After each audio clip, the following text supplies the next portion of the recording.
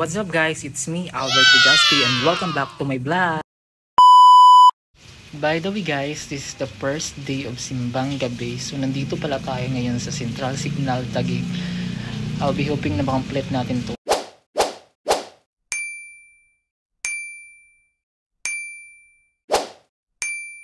Even though maulan, so continue pa din natin yung pagsimba natin dahil ito yung panyata natin every year, during Christmas.